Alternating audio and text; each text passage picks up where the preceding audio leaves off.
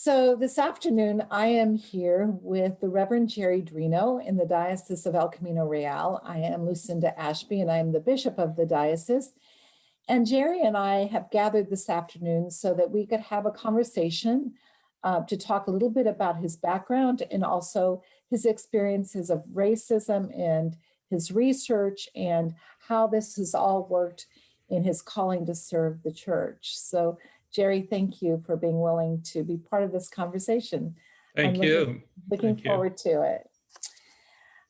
Just to begin our conversation, tell me a little bit about your background, where you're from, a little bit about your family, maybe about how you came to become a priest in the church.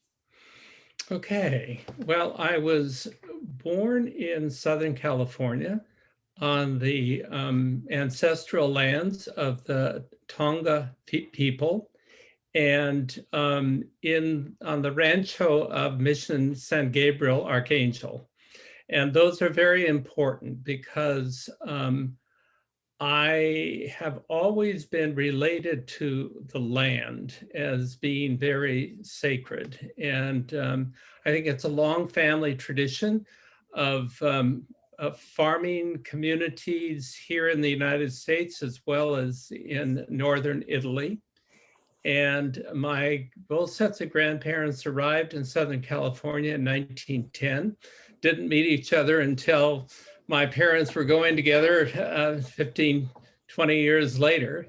But I would say that I was raised biculturally between Northern Italians and then a long line of Saxon, Celtic ancestors dating back to the 1600s. Coming into probably 5 different colonies that all kind of merged in me. My call to priesthood was really among the Uinta Ore people in Utah.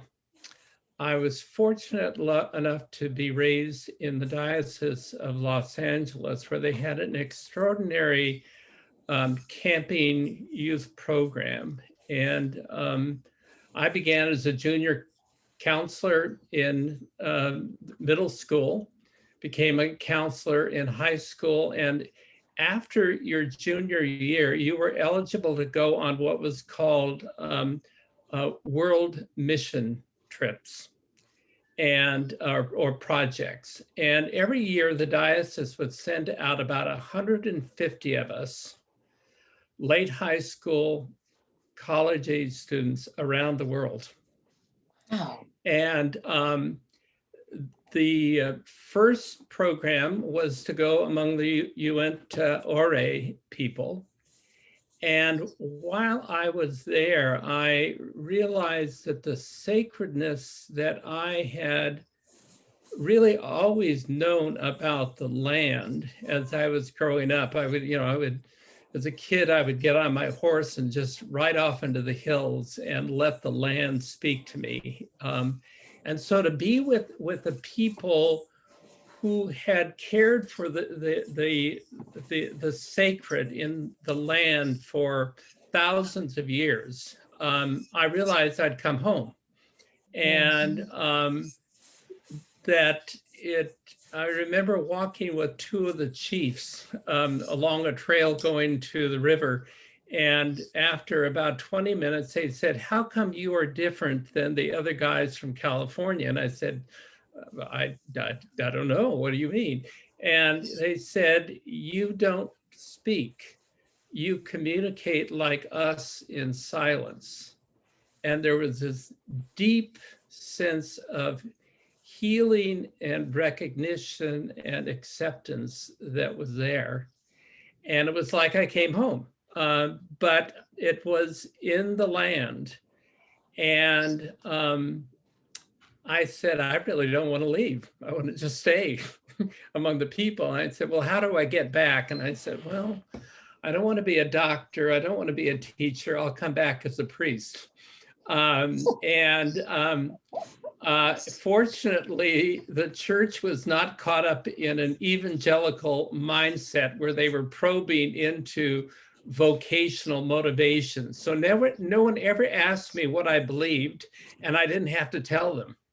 So there was no great conversion to Jesus Christ as Lord and Savior, or the Blessed Trinity, or high theology. It was a call to return to the land and the people. After that, every summer, I would go somewhere else in one of the summer works projects. The next summer, I went to Hawaii and worked in a summer camp there. The following summer, I went to Arctic Alaska to work with the Quechin people above the Arctic Circle. The following summer, I went to the Catskills in New York, where the City Mission Society of the Diocese of New York had a fresh air camp for kids from Harlem and the Bronx, mostly Blacks and Puerto Ricans, some Dominicans. The following summer, I worked in a barrio in Southern California, graduated from University of California, Santa Barbara. And that summer, my girlfriend, and now my wife, was working in St. Mary's Japanese parish in LA, and they were looking for a director of their summer works project. And she said, I know the person. And so she got me the job, and Father John Yamasaki always said that he was the matchmaker for us. So we had an excuse to be together every day. And so I worked there, went to seminary. I was the only seminarian that applied for a field education position at St. Augustine's, Oakland, which was a historic Black congregation. So for 2 years, I worked as the youth advisor during seminary there. My first summer, I went to Montana and worked with the Blackfeet tribe outside of Glacier Park. The following summer, I asked the Diocese of LA if I could get a position somewhere in an urban ministry during the summer, because I was really interested in coming out of seminary and looking to develop urban Indian ministry. What year was this, Jerry? This What is year? 1965. Okay. And so the position that was available was to direct a summer tutorial program in South Central LA with, I guess we probably had about 100 teenagers from suburban parishes come in to be tutors. And on the last day, it was like 110 degrees. We all went over to a park to have a barbecue and ended up with a water fight. And we were walking back to the church and we looked all around us and there was smoke. There was fires on every side of the park 2 or 3 blocks away. And that was the beginning of the Watts riots. Right. And so, and the church was kind of like the eye of a hurricane. It was quiet, non-threatening. And after the riots, our youth group, none of whom were involved in the riots, 3 different gangs started showing up at the youth meetings. And, it was kind of unnerving because everybody knew who they were, but they felt accepted. And actually several months later, I said, why did you come? And they said, it's because we saw the kids in the youth group and they were not tormented like we were with what had happened in the riots. It was as though the darkness was so overwhelming to us. And these kids were not overwhelmed. And we wanted something that they wanted, or they had. And so the rector of the parish said, you know, these kids can't wait. Seminary can. I'm going to ask you to stay out of seminary. We'll get you ordained a deacon at some point, so you're not out of the cycle of your ordination track. But I want you to stay here and work with the gangs. And I jumped at the chance. I said, yeah, that's right. That's where I want to be. Isn't that unusual, Jerry? Because, to be able to have the rector say, I want you to delay because this is more important right now than Right. you going to seminary. That's an unusual part of the story. So he Yeah. must have been a very unusual person of great vision and Right. and deep compassion to be able to see that. Yeah. And go ahead. He really did, because the bishop of LA at that time was really frightened with urban ministries, and he allowed 11 Episcopal congregations to relocate from the urban core as the neighborhoods changed. And so Grace Church on 73rd Street was the last stable Episcopal church in that whole area. And he was not about to let that go. And he saw this insurge of 40, 50 kids, former gang kids coming into the program to be really the sign of revitalization. Mm-hmm. And that was where I wanted to go. I was ordained a deacon, and Marilyn and I got married, and the first 3 months we lived behind a Chinese fast food restaurant down in South Central LA, and we'd hear the gangs running by our window at night in the back alley, and we were young, and just whatever it was. And unfortunate, the reality is that the rector pushed. So the rector and the bishop got into a conflict, and the rector ultimately resigned and left, came up to Oakland to live in a new housing complex, mainly for Blacks in West Oakland, and he became kind of an unofficial chaplain. But that meant that I was marked on the bishop's list as not being eligible to go into any urban ministry. So Bishop Myers, Kilmer Myers, knew me and was going to put me into the parish of in West Oakland. But as things turned out, that didn't materialize, and I ended up having only an option to either go to a village in Arctic Alaska that had a high alcoholism rate, to be an associate in the American congregation in Brussels, which had a high alcoholism rate, or St. Andrews, Saratoga. And it's like, I remember driving through San Jose, and I would say to myself, who in the hell would ever want to work in San Jose? Well, you have to realize that there is somebody listening when you say things like that. And that was a premonition of, oh yes, that's exactly where you're going to start your ordained ministry. So go ahead.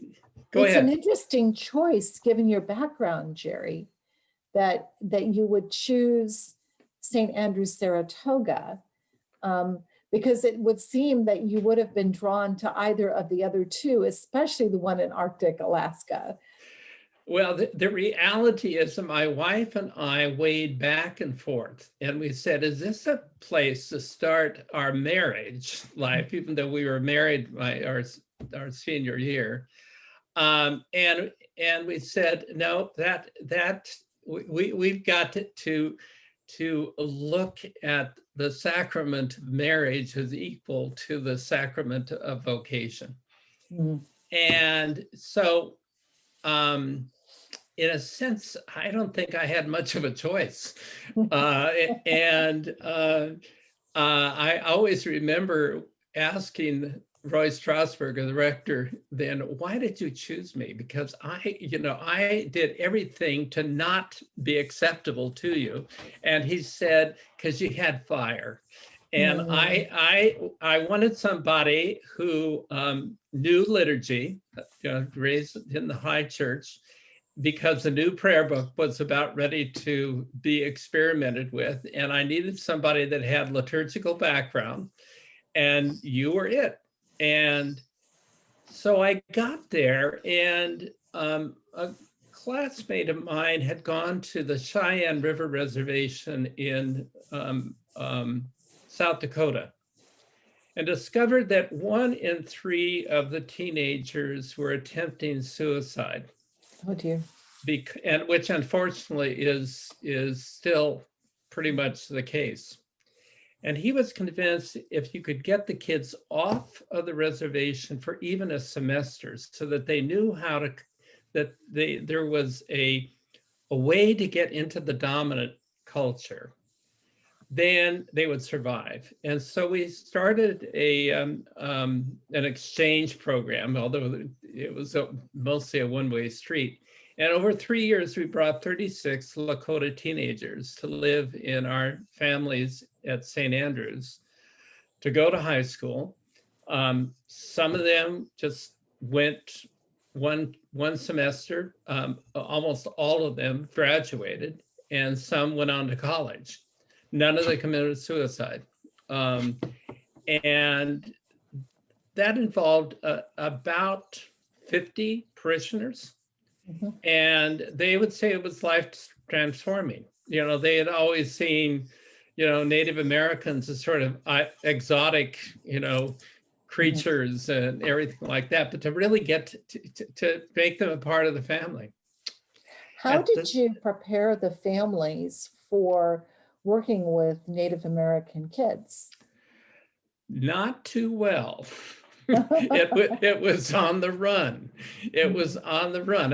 We would give some orientation, and I was always available to help with interpretation. Looking back, I said, God, it's just amazing that we did as well as we did, and Mhm, that there mhm, really were not that many, burnouts at the end of the runway. mhm, But the kids were resilient, and I think the selection we made of the host families, there was a committee who knew the parishioners quite well, and they would vet who was there, and they were pretty solid. Um, and at the same time, I saw all of these migrant families that were living in the remaining orchards in Saratoga. It's hard to believe that there were prune mhm. orchards and apricot orchards. And so we set up another summer tutorial program, but it was interfaith. It was Protestant, Catholic, and Jewish communities. We had, again, probably 150 tutors.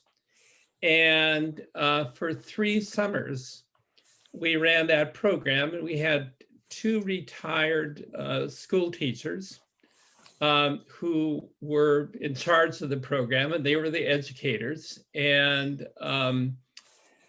the Cresceo movement, had broken out of the Roman Catholic Church at St. Jude's, Cupertino, and at St. Andrews, Saratoga. I mean, the whole worldwide Anglican Cresceo movement is due to those 2 parishes. That's where it happened. And so we were very close to the Roman Catholic Church across the street from St. Andrews. And so they provided probably a third, and St. Andrews a third of the tutors. Wow. And at the same time, I was in charge. I was both chaplain at the school for 2 years, and then in charge of all the youth group. And we combined the youth groups of St. Andrew's and Sacred Heart. So we had about 150 teenagers in our youth group. And we began, a very intense program of retreats and formation, spiritual formation. We would go off to Presentation Retreat Center once every 6 weeks and take a group of 36 teenagers with us and just move deeper and deeper into their own Christian faith, their own biblical journey. I mean, this was before even the new prayer book and baptismal covenant had even, been printed out. And so it's a very exciting time, very, very exciting time. And yet when St. Philip's East San Jose came open, I realized that I had taken the youth as far as I could go. And that if I went any farther in their formation, I might do damage to them, because I was pushing them with issues of theological discernment that were way beyond their life experience. And I said, as much as I love kids, I need to work with adults. So hold on just a second. You were pushing them in a way that was beyond where they were developmentally, is Yes, what you're saying. Right. What was that like? Was it in the questioning, or did it have to do with cultural issues as well? How was that playing out? Mostly it was in the questioning. I remember in seminary working with the youth group at St. Stephen's Belvedere, of all places. Talking about from Watts to Belvedere. In fact, I brought my youth group in Watts up to Belvedere once, and then we took the youth group from Belvedere down to Watts at another time. But the question was always, how did Jesus form his disciples? What was the pattern? What can we see in the synoptic gospels that saw that pattern? And so it was that pattern of raising questions. Yes, being exposed to the social context. And of course, we had some of the Lakota kids that were a part of it, a few of the Hispanic kids that were a part of the youth group. But I realized that you can only take people so far developmentally without them having life experience. And it was that said, okay, I want a place that has cultural diversity. And East San Jose had been the dumping off ground with redlining where the majority of minorities in the county at that point lived. And the American Indian Center was only 5 blocks away from the parish center at that point. And there was a chance to do urban Indian ministry. So it was a perfect convergence of going on. And so for the first 10 years, I worked very intentionally with adult formation. I looked at the Sunday school teachers, and they had absolutely no idea of the Christian faith. They were just looking for, a curriculum to pull off the shelf and to start on page 1 and go to page 2. No idea what they were doing. I said, I'm not going to put our kids through this. I need to have people who know what Christianity is about, what the faith is. So we started an intense program of weekly seminars, sometimes 2 or 3 different times a week to maximize people. We started gaining more and more Roman Catholics that were joining, and not to make them members of the Episcopal Church, but that was their their formation process as well. And out of that then came a really solid youth program and a solid children's education program. So what was going on in the larger church at this time? So you're talking about these ecumenical relationships, the interfaith relationships, and working this program with youth and then eventually with adults. How were questions of working in this very social justice oriented, multiculturally conscious environment, how did that translate or not translate into the larger Episcopal Church? Bishop Myers said once at a clergy conference, I really appreciate what Jerry is doing, both in terms of education, liturgy, and in impacting the community. Mm-hmm. However, I have told him not to ask my permission because I would have to say no. That we had 3 married Roman Catholic priests who with me had, they were all professional counselors working in the community. In 72, the year after I got there, we looked at the number of teenagers of color primarily that were being incarcerated and thrown through the juvenile court system. The state of California had gotten a large federal grant for what was called diversion program, where a first-time offender would have the option of going through a counseling program rather than the court system. Mm-hmm. And so these 3 married priests and myself, with the director of counseling at the University of Santa Clara, we formed the Alum Rock Communication Center. And we began to offer counseling to first offender youth. We were certified, and I'm not a certified counselor, so I was outside of the supervision side, but people needing ours would be vetted and would become counselors, associate counselors in the program.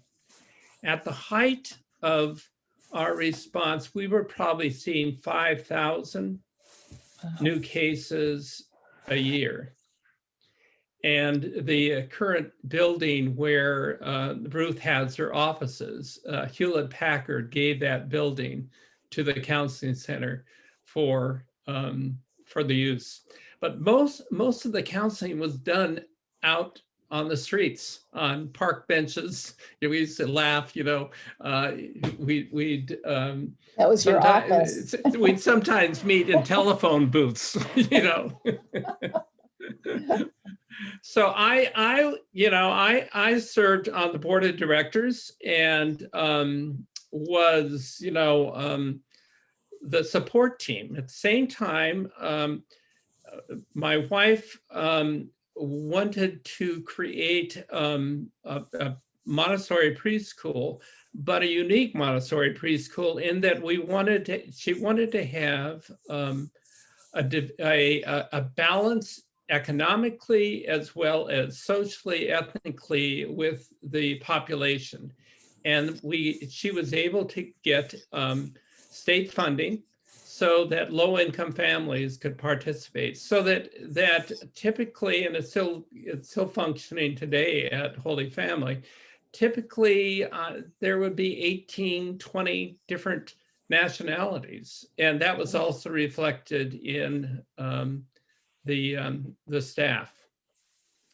So what we created there was an island of refuge. And people we even intentionally in designing the landscape, wanted it to be a healing environment. Mhm. So with the counseling center, with so many youth, we probably were the safest church building on the east side, because the sheriff and police were constantly bringing new kids onto the property, and nobody was gonna do anything to the property that was there. And we began to work with 11 Roman Catholic parishes in developing what is now called PACT, people acting. So prior to that was the downtown East Side urban organization, and the Council of Catholic Bishops, national bishops, gave money, and they needed to have it ecumenical, and St. Philip's was the only non-Catholic parish that was interested in working with them. So I was the one that made it a possibility. And so hold on just a second, going back for just a moment. But but Bishop Myers said that he liked what you're doing, but not to ask his permission. Why was that? because I invited the Catholic priests to be a part of the parish, and they functioned as preachers. Periodically, they would celebrate, because we also had a congregation that we founded at the villages for the retirement community. At that point, at the height of the Cursillo movement, Bishop McGuckin, the Archbishop of San Francisco, he and Bishop Myers understood that the Cursillo movement was right at the forefront of the ecumenical community, and neither of them put a stop to joint Eucharistic celebrations. And so St. Philip's was an expression of that. So it was this openness of living, in a truly ecumenical faith community. And well, it sounds fairly complex, because you have the ecumenism that you speak of, and you have interfaith connections, and you have multicultural, and you have race, and you have the intersection of the judicial system with a religious organization. So you've got a lot going on, a really complex thing going on there. Yeah. And I always felt that everything happened in the fullness of time. I mean, never set out to do any of this. It showed up. And in 1980, a Laotian refugee family from St. Albans in Albany moved to San Jose. They had been sponsored by that parish. And the rector there had been the rector of St. Thomas, Sunnyvale, Warren Debenham. And he recommended they come to St. Philip's. So they came, and I was on sabbatical, and the associate priest called me saying, we've got a problem. And I said, what's the problem? And so, well, we've got these Laotians who do not speak English. We suspect they're Buddhists, but they're taking communion. And we've called, I talked to Bishop Mallory, and he said, baptize them. And I said, no, do not baptize them, but don't turn them away from the communion. When I get back, we will figure out what it is that has drawn them here. And before we offer baptism, they've got to really understand what they're saying yes to, and they really want it. Well, it turns out that half of them were Roman Catholic, and they knew exactly what it was. But because of the acceptance of the community, the Buddhists felt, well, of course, the community is a loving, accepting community, and this is an outer sign of that. Mm-hmm. Fortunately, the retired Bishop of Alaska was working with Cambodians in Olympia, and he went to the House of Bishops and said, you know, sometimes we have the sacraments backwards. Sometimes it's the table that needs to be the opening, the welcoming sacrament, and that we baptize afterwards. And he said, and that's what I'm doing with the Cambodians. Well, then Bishop Valerie could come back and say, okay, Well, you're doing it right. but that's interesting though, because I would guess that even despite what the Bishop of Olympia said and all of that, I would be surprised if the House of Bishops would have actually agreed that that was the case. So He wasn't asking. He he was wasn't just asking. telling. He was telling. And you know, sometimes you just need to announce rather than ask permission.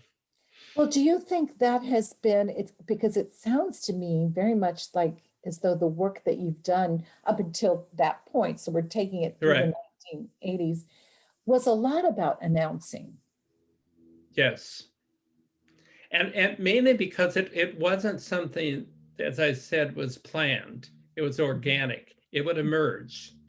And to encourage that emerging, to, I would say instinctually having a deep sense of what is the archetype of the church, Mm-hmm. and what is the deep patterns of the faith community, and to read those signs rather than checking off, outer signs of conformity. And because we weren't under the scrutiny of the diocese, as though we were a threat, that permission allowed us to let things emerge. Mm-hmm. And the main reason we became a parish, 2 months before we became the Diocese of El Camino Real, is I had no idea who was going to be bishop. And my fear was another bishop, another pharaoh would be in Egypt who did not know Joseph. Right. And so with the integrity and the not autonomy, but the integrity of an Episcopal parish and a rector, it would be much more difficult to get rid of me and to change the course of the parish if we were a parish.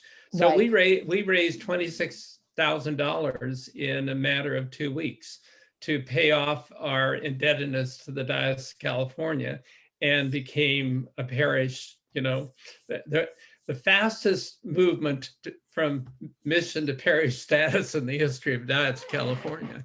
I believe that. Yeah. So that, when finally with the Laotian, because I looked at the east side, the local high school today has 139 different languages are spoken in the high school. It's the most culturally diverse part of our diocese, and in many ways the nation. And so my goal had always been to have the parish really reflect the larger parish in which we live, and to just have the doors open to whoever would arrive. And with the Lao, it within 6 months we probably had 150 Laotian. Wow. One of the young, a 10-year-old boy had drowned, and his grandparents were a part of St. Philip's at that point and wanted to have the service there. And some of them had been going to one of the Bible churches in the area that had sponsored them. And the Bible church wanted to do the service. And the grandparents said, no, no, it's going to be at St. Philip's. So the associate pastor, who was Cambodian, he came storming over like the mafia with a gang of his cohorts, and they were going to seize the funeral. And I said, no way, you know. And I said, if you want to read one of the lessons, fine. Well, he read one of the lessons and then launched off into a sermon in Lao. And the faces of all the Lao got angrier and angrier. And that was the best sermon that was ever preached, because not one of them ever went back to that church. And next Sunday, we had 150 people. Well, you know, 150 people at Holy Family. There's not much more room. It was just incredible to see how the parish responded, because they were ready. See, the adult education had freed people up, had made them begun to face their white privilege and their awareness that they were cutting themselves off from the communities in which we existed. And it was mainly through the Black leadership. We had probably 25 Black families at St. Philip's at that point. And it was the Black leadership that were the bridge for the white community to make contact with the Laotians. How did the Black leadership relate to the Laotian community? They loved him. They loved him. But, you know, the Black community were probably the most educated part of the parish. They were you know, in some ways, the most significant donors, pledgers in the community. Quite a few educators that were there, and they understood. You know, when I saw Southeast Asians and the number of Latinos coming up from Central America and Mexico, I said, how will the United States integrate these people into the culture of the nation? Because just arriving is not enculturation. And these are adults. I mean, kids, they can go through schools and you can be enculturated, but not as adults. And I realize it's the parish. Maybe that's the only institution that can be a place where the meeting of people across cultures can occur. And the Blacks understood that. I mean, they had left, you know, the Midwest and the East to get away from the Black ghettos. They did not want to have a Black congregation, but they also realized that there was an opportunity for both welcoming and for being transformed as a community. They would be changed along with the Laotians as we tried to find a common ground. And it was so interesting because at one point we had 5 junior wardens. Wow. One for each of the ethnic communities, because Sylvester Romero came on board. I was looking for either a Latino, a Native American, an Asian, or a Black. He was of Mayan descent, born and raised in a Black country, Belize. He was bilingual Spanish, and he always said, and my mother used to cook for a Chinese merchant, so he was Asian. So, and then Fred Vergara then came on to lead the Asian ministry. So we had 5 junior wardens, 5 ministry councils. Each of those ministry councils would nominate a warden and a member of the vestry every year to the annual meeting, because we wanted equity and parity in the leadership of the parish, so that there was no dominant ethnic group. And that's one of the reasons we set up the altar in the middle, in the round, but then we had the votive altars around, so that we acknowledge the heritage that each segment of the congregation had. That heritage was looking in upon us, but where we gathered together was around the central altar, which has a stone from Golgotha that is embedded there. So in the Jerusalem altar, that's where we came together. So it was, we allowed each ethnic group to have their own organizational design that was culturally appropriate for them. At one point, we even experimented with having the liturgy of the word done in different locations on the property, in the language and in the cultural setting. And then at the peace, the bell would ring once, meaning 5 minutes to bring closure, do the prayers of the people, and then we will all come together at the second bell for the peace, and then the Eucharist, which the words of institution were always said in all the languages that were represented that Sunday that were there. Unfortunately, we didn't have the space. And that's when the Philippine community had grown to such an extent that they needed to move to a separate location. And so for a period of time, it was in place. And then at that point in '89, the province was looking for a new executive director for intercultural ministry development. And was looking for someone who was in the trenches, not just somebody that was kind of a consultant that did intercultural training, but somebody that really knew what it was about. And so they offered me the position to go half-time. So I would be half-time rector, half-time executive director, so that I would keep my feet in the actual experiment. And so I did that and continued for the next 17 years in that position. Jerry, were there any, you talk about, you use the word experiment, because you really you were trying different things, right? Just to see what would happen, how it would work. And if that didn't work, try this, or what comes up, right? Right. What does this lead to?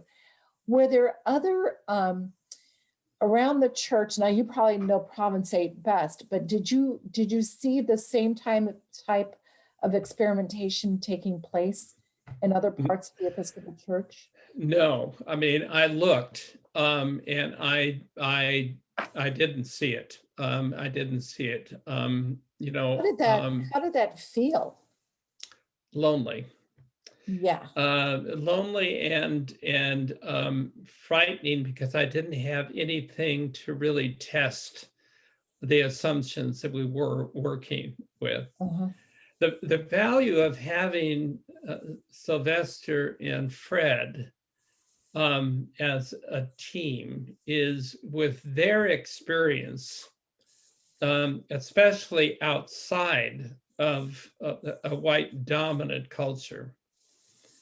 They brought all of their wisdom of their experience.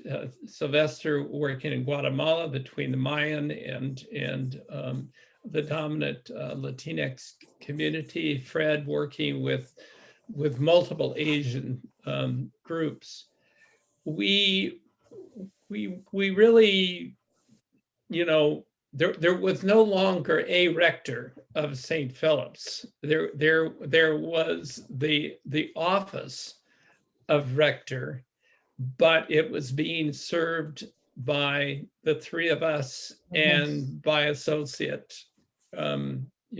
clergy and lay leaders. So, and I had started off when I first arrived in 71 with a very intense training of the vestry in vestry retreats twice a year. We'd go off for 3 days and work on Myers-Briggs, we'd work on organizational development, so that all of that leadership competence was in the 80s or 70s, was preparing for the 80s and then into the 90s, so that it was a very sound kind of experiment. But it was too complex for such a small organization. And I have to say, probably the worst thing we did was to try to line up with the diocese, needing the diocesan support. And they were less competent than we were, yet there was a need to control what we were doing. And that's where it began to unravel. Sure. Through Bishop Mallory and then Bishop Shimke, especially. I mean, it got to a point where he refused to come to parish visits. The conflict was so intense. Was the desire for control, and this, because I see this as that desire for control as being very much kind of in a marriage with us being a church that unfortunately is grounded in white privilege, right? Right. That is it. And so that desire for control seems to go hand in hand with that particular piece. Right. And I'm going to pull back here and ask you a personal question, which you may or may not answer, but did you ever feel that your own white privilege was, did you ever feel your own internal resistance about your own white privilege that was coming into play? Yes. I remember when the Laotians came, and the first Christmas we were planning for the Christmas celebration, and I realized that I had to let go of an English Christmas celebration. And this was going to cause a lot of problems with the whites and the blacks, who loved all of the English style of doing Christmas, totally foreign to Laotians. And I realized that there was a side of me that was trying to exert white privilege to say, this is how Christmas is going to be celebrated. And if they want to join us, then they join us. But this is not going to be an expression of the community that is emerging. And that, really having to look at, one, the power that I had as the rector to determine the style of worship, but that I was compromising myself all over the place in terms of the vision that was emerging. And then when I called Sylvester to be the associate, the anxiety that caused inside of me, I mean, I was absolutely beside myself, because I didn't have words. I mean, I think anything that is new that happens in our soul and our psyche starts off beyond language. And if we're speechless, then it's probably more authentic than if we think we can figure it out. And so it was just, realizing that I needed to get rid of so much of my privilege as a white male priest and the rector of the parish. I mean, I had all the cards in my hand. Yeah. And that was that, that was not gonna fly. And Did people ever call you on that? oh yeah. Yeah. Uh-huh. Yeah. I mean, it actually, the reason Sylvester, I went to CSP with my list of, Black, Hispanic, Native American, Asian, is that our junior warden, who was African American, she came up to me and she said, sitting out in the congregation, we are really the Rainbow Coalition. And you've got subdeacons up there, representing each of the ethnic groups. But in terms of the clergy, we're blinded by the white. Mhm. So, your associate has just left. You can't hire another white priest. It's time. And she just nailed me, and I knew darn well that I could not return from CDSP with anybody other than somebody that fit one of those categories. And Mhm. fortunately, Sylvester, fit the bill. Mhm. But, but also it was a struggle of whites, like people at the 8 o'clock service, which is a very white, old, population group. There were people there that were really upset with me because what was happening at the 10:30 service. And I said, why does this bother you? You're getting what you want every Sunday. And people started leaving the 8 o'clock service because there were rumors of the multicultural service that was going on at 10:30. And at some point, I said, I've got to make a choice. After talking to them, I got to let them go. I'm not going to follow after whites to make it comfortable for them. They know what our mission is. And there are other Episcopal parishes, but I realized that I was spending too much time trying to reconcile them to a vision that they would never participate in. Right. And so I had to make the decision, no, this clearly is what the East Side is about. The parish needs to reflect the East Side. This is not going to be a commuter congregation where people drive into the East Side.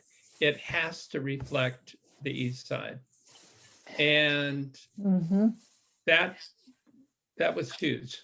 And that was a shift too, because as we know, in terms of you took what was more of a traditional view of parish, meaning that the parish is the area, right? Rather than here's the church, that's the parish, and everybody comes in from the outside to go to that parish because you select in as a group. Right. So you were taking a different approach, which was not what had been going on in Episcopal churches and still doesn't go on in Episcopal churches. Well, and see, that's what I said to the Roman Catholics when I awakened to the Anglican sense of parish. I said to, these 11 Roman priests, I said, we all serve one parish. And therefore, whenever you have need of any space that is on Highland Avenue at the parish center, not the church of St. Philip's, but the parish center of St. Philip's, you're welcome to use it.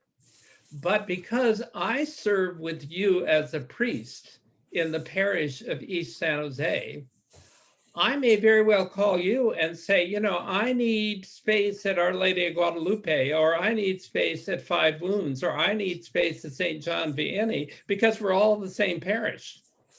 And the exciting thing is they were all very liberal Roman Catholic priests. And they said, fantastic, let's do it. We tried, actually, the pastor of Sacred Heart had property in the East Side, and we were all ready to create a joint Roman Catholic Episcopal congregation. And Bishop Mallory, for all this high churchmanship, was so undone and insecure around Roman Catholic bishops that he wouldn't go for it.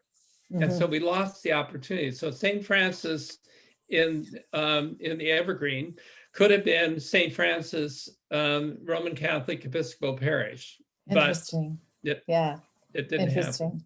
Yeah. So we really, and I saw us creating satellite congregations. I mean, I'm so delighted that Holy Family, in a sense, 18 years later, has really become the incarnation of that vision that we had in the early 90s. And it just takes time. It just takes time. So here you are doing all of these things and experimenting and working with a very complex, racially mixed, socioeconomically mixed setting. How did you see, the church's approach to race and the church's approach to anti-racism? How did that inform what you were doing, or how did what you were doing inform that? Well, the frustration in the 80s, when I had persons that were really suited to enter the ordination process, there was no way in El Camino Real that they would have gotten to first base. They didn't have the formal education background. They didn't have the language. I remember an African bishop that I worked with said, Anglicans have to answer the question, do you first have to become English before you become an Anglican? And do you have to aspire to things of the establishment before you become Anglican? And we had 11 former Buddhist monks that were men in the Laotian community. We had 5 Native Americans that had a deep spirituality. I mean, they were really medicine people. We had in the Hispanic community people who had been in charge of congregations in Guatemala and Nicaragua, but there was absolutely no way that the ordination process in El Camino Real would have been open or flexible enough to receive them. Do you think it is true that you have to first become English? That's the subtle text. I don't know today. I would have to I could remember a bishop in the province once I was executive director of intercultural ministry. I brought them up to him, and he said, yeah, we could do ministry with first generation, or we could wait to the third generation when they're ready to join us. And that, he was a very prominent bishop in the province, and that was his attitude. And when I started working in the province, within a few years, I began to realize the most central thing that I need to focus on is the ordination process. And to be an advocate for that, the Office of Ministry Development at the Church Center asked me to write first a resource on cultural sensitivity in the ordination process, which I did in 92, and then a longer document of how to look at strategies to the whole ordination process, called Meeting on New Ground, Cultural Diversity in the Ordination Process, which came out in 2003, I think, 2004. The reality is that those 2 resources almost never have been read by any diocese in the church. Every diocese got 4 copies. The second one, unfortunately, went out with the Spanish translation on the top. And so I know darn well that when it arrived in a diocesan office, the diocesan staff looked at a document in Spanish, even though it had the presiding bishop, Jefferson Shorey's letter on top, and it got tossed. It never went into the process. So that that last document represents 25 years of the experience of the 5 ethnic networks of Province 8. I mean, it is a gold mine in terms of what we learned about strategy and ordination, strategy and congregational development, strategy and working with standing committees and other diocesan bodies. And it never went anyplace. Never went anyplace. And so it's, you know, it's frustrating and deep sadness that so much wealth was being expressed in those in those resources, and nobody opened the first page. Do you think, I mean, it would just seem to me that maybe the church is so very slow moving. Mhm. And my hope is that it's just simply taking the church a while to catch up. Because to me, that's the way it looks at this point, is that it just took the church a while to catch up. As we go forward, you know, here we are, we've had this year of COVID, we've had, you know, a resurgence of interest and concern about racism in this country and in this society and in the world, and what the church's role is and how the church needs to respond. Where do you see us going with this? What do you think? What are the hopes for us in all of this? I look at the dialogue on race that Karen and Janie put together. You know, what is exciting about that is that they demonstrate that what is the nature of a diocesan community, which is communion. I had to laugh at our last meeting when one man said, "I'm so thankful that the diocese has done that." And I wanted to yell at, "No, this is not a diocesan program in the sense that the diocese is supposed to be, you know, the center of expertise, but rather the diocese is a communion of congregations and leaders that work together as one body.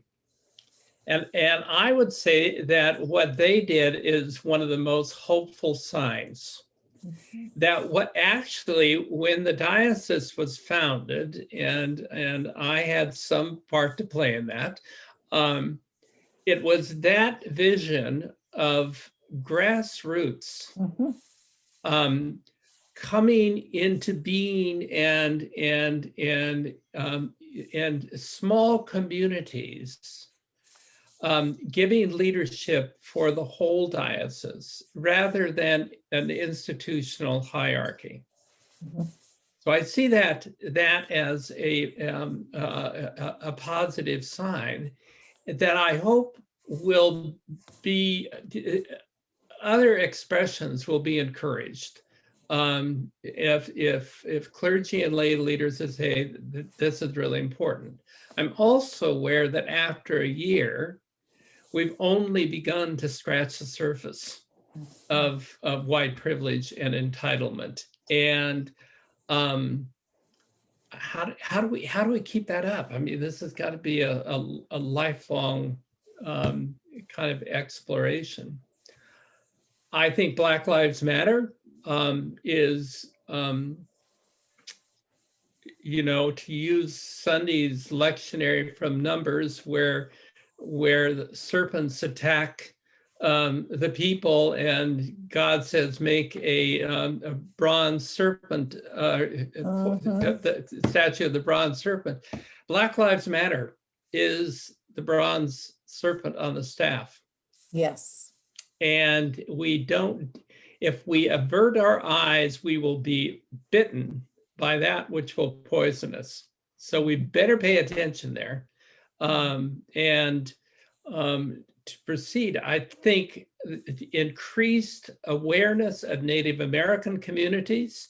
We see more and more in the public view of programs. I think the Navajo, and of course I'm close to the Navajo, and working with them in their, I would say, recovery program of recovering their spirituality after nearly 100 years of missionary mentality that tried to do the right thing, but said you either got to choose Christianity or traditional spirituality, but not both.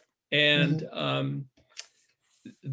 they really didn't do that, but they didn't talk to each other. And I remember one time when I was working with the bishop and the clergy, and I said, so how is it that I know that when you're in a crisis, you will go and have a ceremony. You'll call a hatale, a medicine person, to do a ceremony. And then on Sunday, you're back in church leading the service.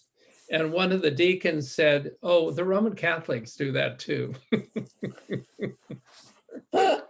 So what we were able to do is get a dialogue going in the last 22 years and working with what we call the Hoan Learning Circle to really affirm that. And I'm so pleased with all the young clergy that are really going against the odds of some old time Episcopal Navajo who really didn't want anything to do with their traditional spirituality. And yet it's this younger generation that are really, so those are positive signs. So how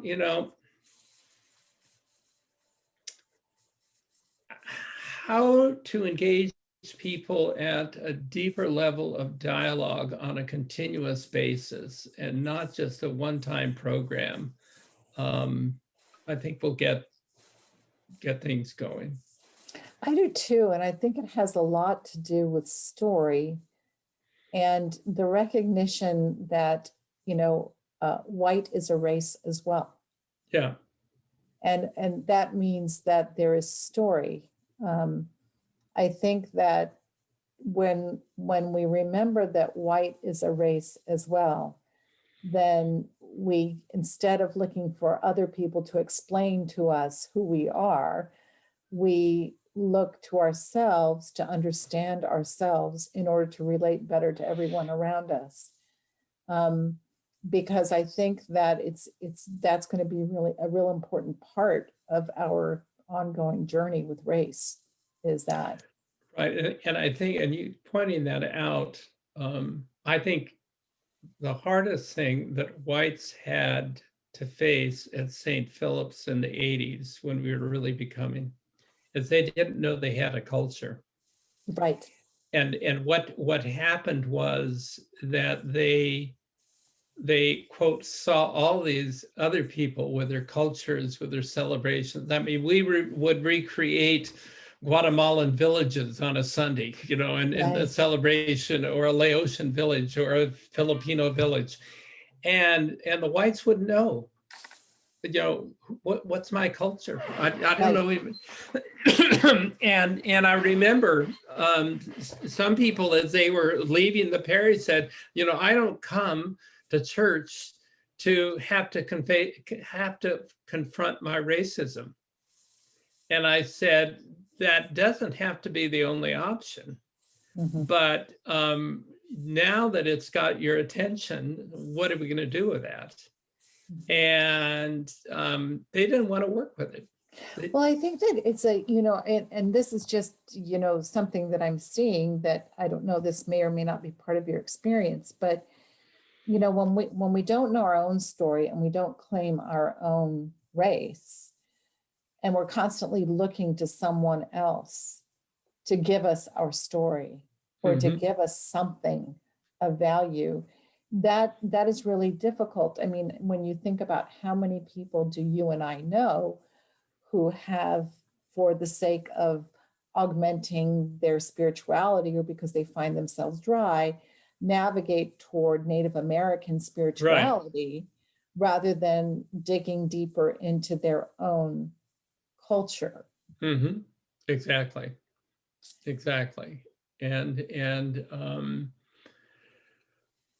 see, the thing at St. Philip's in the experiment with such diversity is, the projections would go on, but nobody wanted to carry that projection, that they would put it back onto you with that challenge. Now find your own. And so, I can remember one of the Hispanic clergy saying, I had a dream in which I saw all the Native Americans in full regalia. And then all of a sudden, all of that regalia dropped away and they were just dressed as ordinary people.